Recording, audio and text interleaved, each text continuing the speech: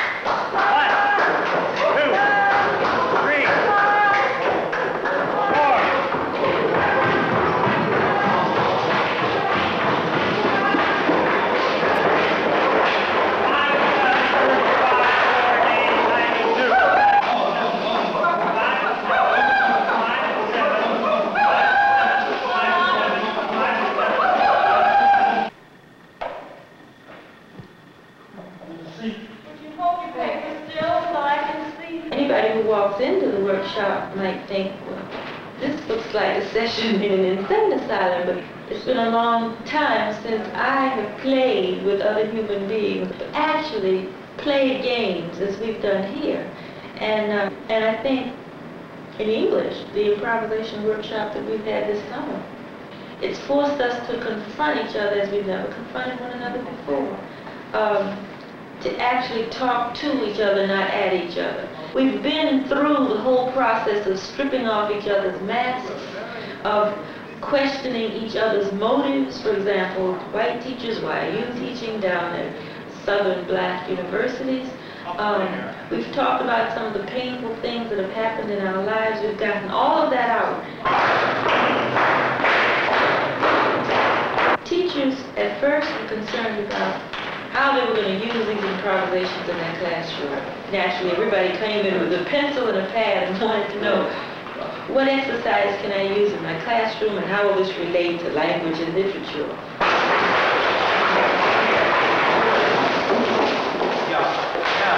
If the wall is angular, now what this is delineating the wall. You put a chair in its place and then you delineate the wall. Build anything you want, but make it clear where your wall is.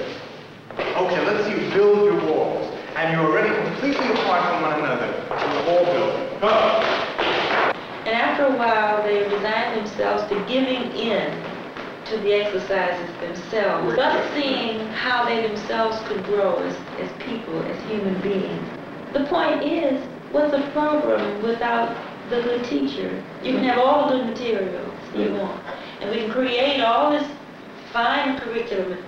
We think it's good, but without those teachers who are whole people, and people who have a sense of what creativity and spontaneity, the program goes down the drain.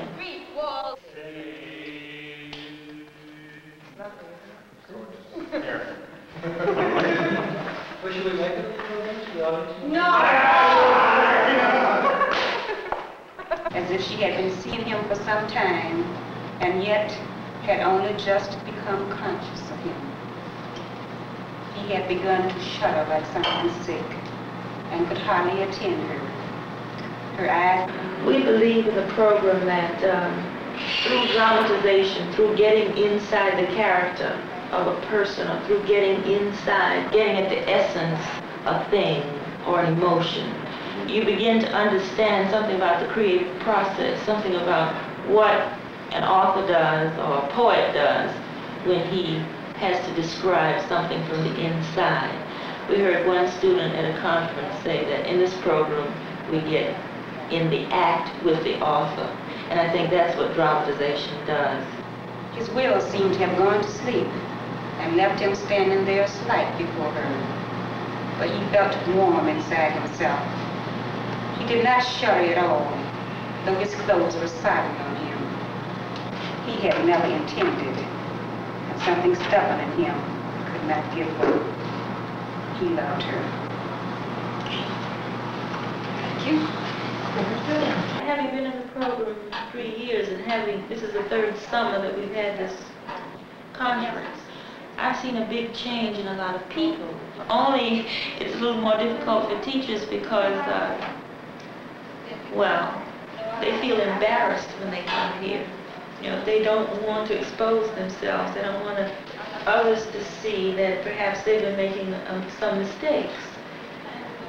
They don't want to admit that some of the traditional things they've been doing might not have been the best because they've been doing it for a number of years. And it takes a while for them to get to the point that they can say to other teachers, look, let's sit down and talk about this thing. You know, let's go over it. But they said they'd go back and they try it. You know, at least they take the material and they try it, and they try to be more open-ended. Now, some of them had a hard time. When you're accustomed to lecturing all your life, it's very difficult to go in and stop lecturing and let students challenge. But they did it maybe a couple of times a week. It got through.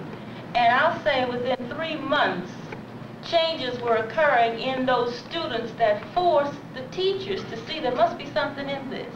You know, at least the teachers began to see, well, I got to look at myself again because something's happening with these kids that never happened before.